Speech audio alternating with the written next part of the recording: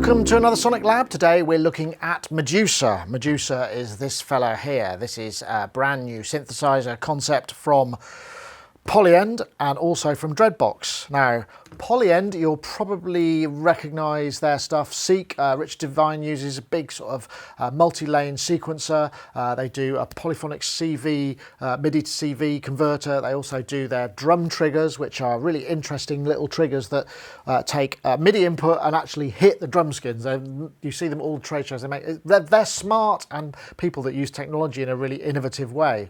And of course, Dreadbox, you'll probably know, Greek company who make analog synthesizers, really like their stuff. I've been a big fan of theirs for a long time. They started off with the Erebus, which is a cracking synth, and most of their stuff just has a certain something about it. So on paper, this should be a cracking unit. So what do we actually get? Well, Dreadbox have provided the analog electronics, so the analog oscillators, the filter, and I think the VCA, and Polyend are doing all the digital stuff, which is the sequencer, memories, the control, and also they've added 3 digital oscillators as well. So this synth has 6 oscillators, right? Just think about that for a minute. I mean, that's insane. That's a ridiculous amount. But it's not just for mono synth. There is actually some other stuff besides. So if we come and have another look, basically there are 3 play modes. There's the mono mode, which will stack all 6 oscillators.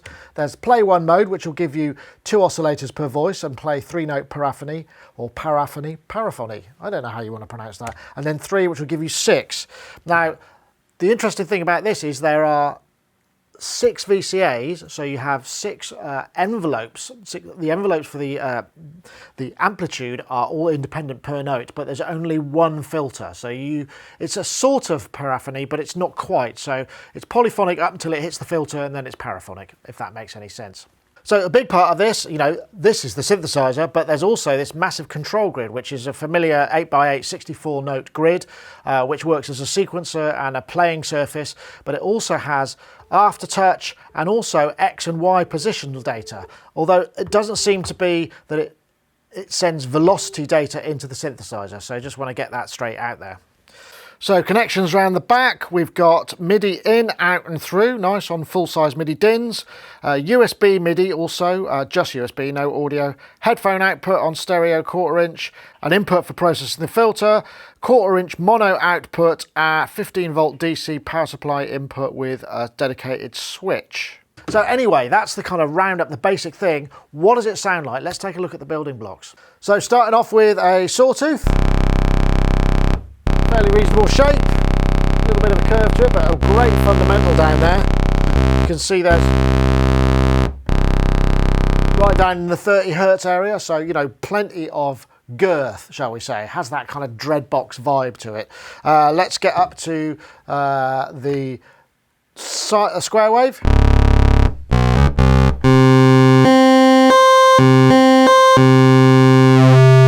Obviously we can modulate the pulse width.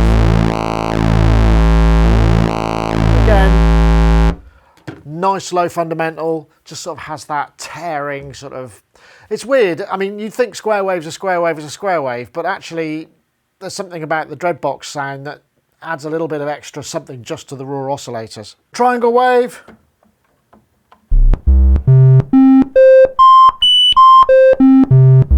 Again, good solid fundamental, nice range as well, and then a sine wave.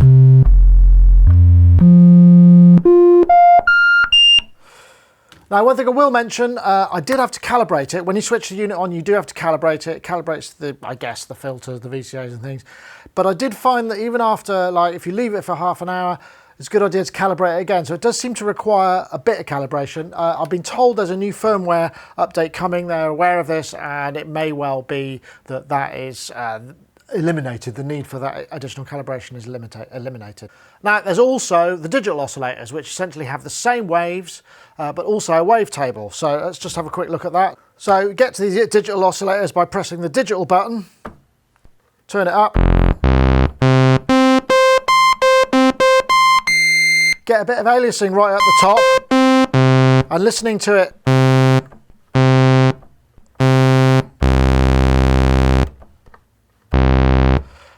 against the analog one, it's just a little bit duller, and like I say, we get a bit of aliasing up there. But the thing that's quite cool about this is we also get the wavetable, and you cycle through the waves. Oh, I should also mention there's no pulse width on the square wave on the digital, but we do get a wavetable. And we can scan through it using the wavetable knob. And there are a number of wavetables that are inside the unit, which you get to by pressing, is it here? Sequencer length, layout, wavetable. So we can select up to one of 20 wavetables that you get access to. So there's quite a lot of different waveforms in there, and you can see the wavetable changes in this little OLED here, because there are two OLEDs. There's one here and one here. Okay, quick look at the FM and sync options. So the FM is handled by this knob here, which you can route basically oscillator 3 to oscillators 1 and 2. So if we just go to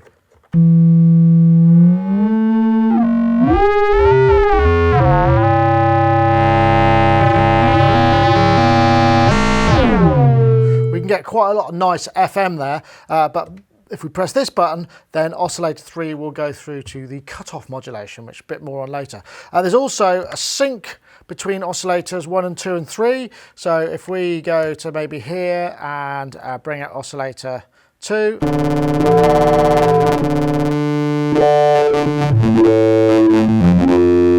Obviously we can modulate that, and there's also the possibility to sync oscillator 3 to oscillator 1. So you get kind of double sync, if you like. One last thing I should mention, there is this fine tune button, because it's plus or minus 12 on the tuning, but if you hit that, then it's plus or minus, I think, 100 cents. So you get plenty of range on those guys. Right, I mean, I could just sort of go through all of the features here, but I think what's really interesting about Medusa is the complexity of the patches that you can set up. So maybe if I just play a couple of patches and explain what's going on, then that'll sort of introduce some of those additional features. So on this patch, I've brought the Ventris in, which is one of my favourite reverbs. It's got 2 reverbs, and you know, there's more about that online. We've done a couple of reviews. Just added a little. I've been quite restrained because it is a bit of an ambient machine, this, but then so is the Medusa. So together they are a perfect match. I mean, I suppose the reason I'm putting these two together, because with the amount of harmonics that we've got, it just really sort of brings it to life. So on this sound, I've got a sawtooth into the filter. Then if I press and hold, I've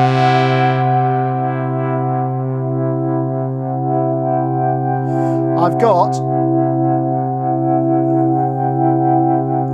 2 looping envelopes, which are bringing in those 2 sounds against my root. But then I've also got a third envelope,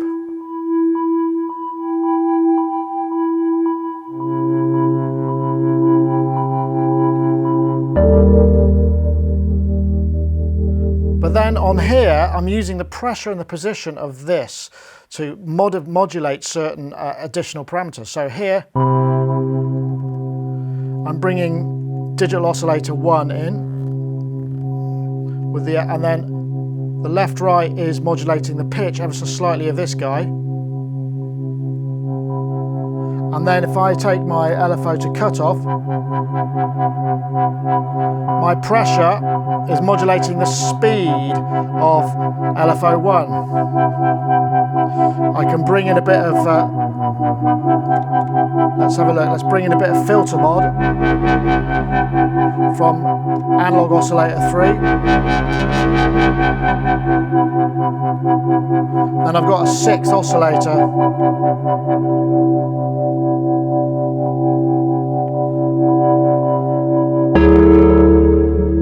Whoops, a bit loud there.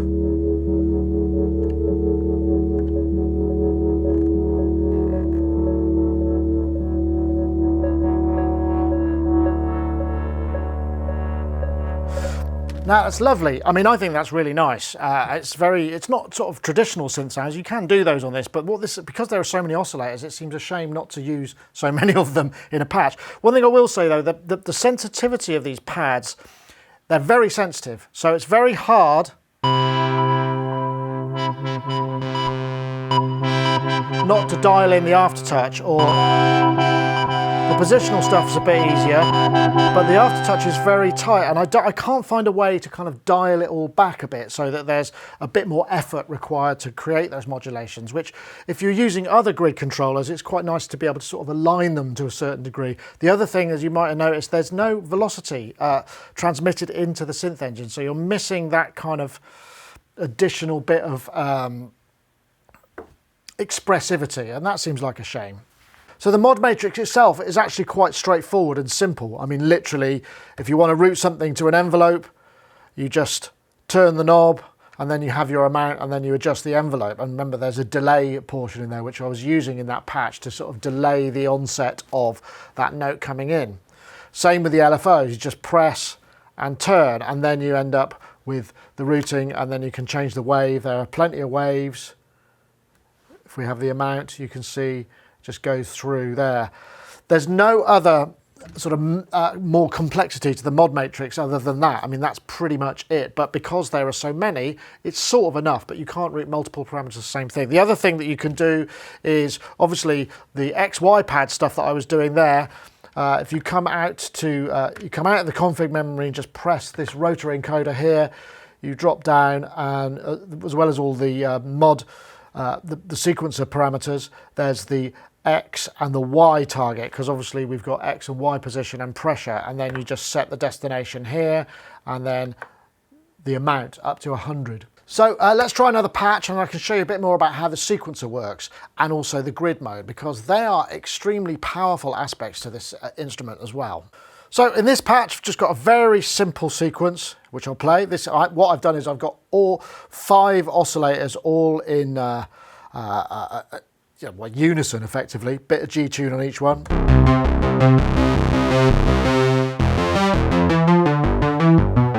Dial in a bit of filter envelope.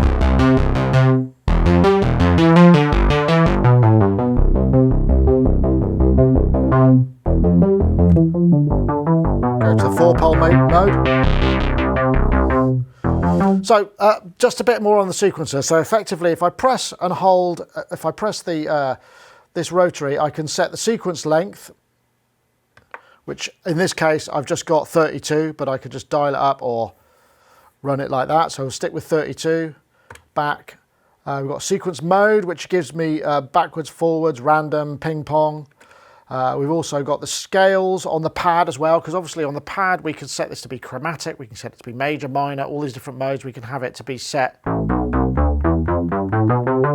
in 3s or 4s or 5s, so it basically notes consecutively go up in rows, and it just means that you can set the layout of the grid however you want, and these obviously are octaves. But back to the sequencer. The only thing about the sequencer is you have to go into step mode to record. I thought it would be a real-time record thing. Apparently this is going to be coming, and it's a bit disappointing actually with this firmware, but I think they're working on that. So everything you do is in step mode. So if I go back here and I was to go into record, I have to basically press the note and then advance, or advance in steps, however I may wish. But one thing that is really cool is you can record all these parameter movements and have them on each one, and that's when we get into grid mode. Okay, so I've got this part. Now what I can do, let's just get that sound a bit more.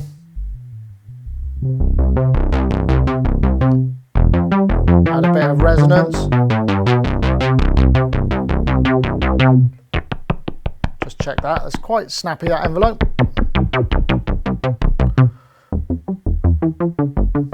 But what I can do while I'm in grid mode is I can hit record,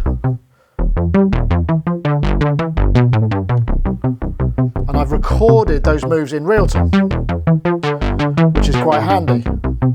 So effectively each of these steps has that parameter recorded, and there's no limit to the amount of parameters that you can record. So if we come back here, we can now get really tweaky, because we can go to step record and we can select a step. Let's open the filter out. Let's now tune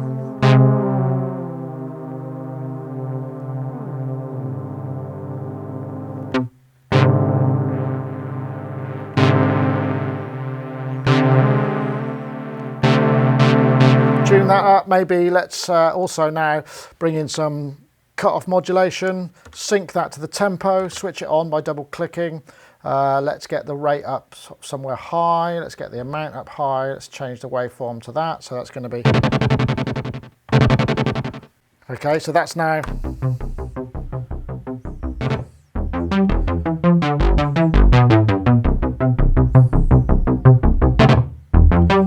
So you can see that's just a very basic example, but in fact, now what we can do is create additional pads. I mean, you'll notice on this sequence here, I'm only using the first 32 steps, but I've actually got other steps here that I've recorded parameter changes on. So if I press that,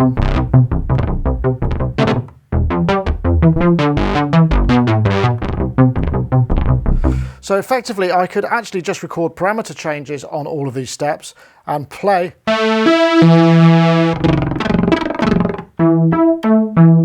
Let's try this one. Let's just record, let's get a bit of sevenths and let's try 3 and see what that sounds like. Let's add a bit more to that, maybe open that up a bit, make that a bit of a longer, so it's a completely different sound.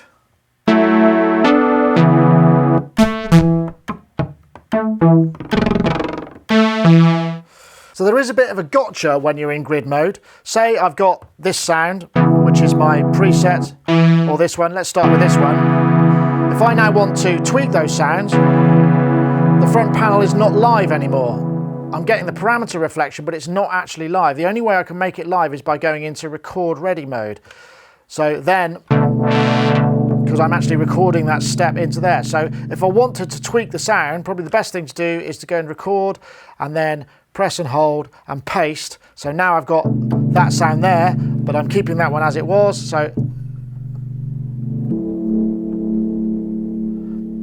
now that allows me to tweak the parameters, but I have to be in record mode, which is a bit of a weird one. If I go back to grid mode, I'm now at whatever, I don't know what that setting is. It's not the one I left behind. So then I'd have to recreate it to edit the sound. You see what I mean? So it's a little bit, the two modes of operation are quite distinctly different. The thing that I will say is, unfortunately, the sequencer, like we say, can't record in real time apart from parameter changes. And I think all of these things are going to be addressed in future firmware, which is a very positive sign.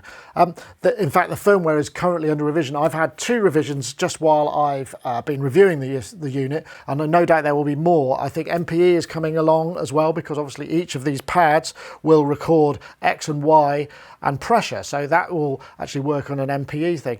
So Medusa is around about 860, 880 UK pounds. Other currencies will scroll below, which seems like quite a lot of money, but I suppose really when you think about it, 6 voice hybrid synthesizer plus this controller, it's not a bad price when you think that, you know, this is a small manufacturer and we've got bespoke hardware. You know, they've designed and ordered all the parts for this, and again, we've got bespoke hardware either side. They've done pretty well to bring it in at that price, I think. I mean, one thing that is clear is, you know, there are little operational foibles and sort of niggles which, you know, mean that firmware updates are going to improve matters. Obviously, being able to record notes in real time is going to make a big difference. That thing with the grid mode where you have to be in record to tweak the front panel, maybe that's something they could change. Where it could be really powerful is, for instance, you know, if we could actually separate the functions of the synth and the sequencer, so this could be driving a load of external gear, but not this, which could be being driven from another sequencer or another MIDI input. You know, that would give you 2 for the price of 1, so that would make it even more value, and I'm guessing that's probably something that could happen in firmware. I don't know if there are any plans for that. I do know there are plans for, like I say, real-time record, MPE, and they're going to sort out the tuning calibration routine so it becomes quicker and requires less of it.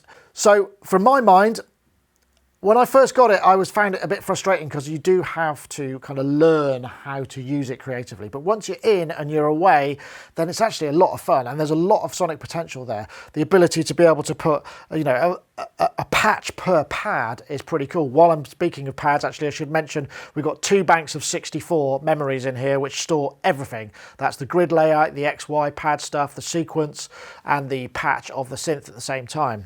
Perhaps not quite the same kind of sonic charisma that some of the dedicated Dreadbox stuff has, but it's still quite a lot of synth for the money. And it's the sort of thing that, you know, once you figure out how to use it, it will inspire you and will get you to creative places you can't get with a kit, because it's quite a unique piece. Anyway, that's it. Thank you very much for watching. We'll see you next time.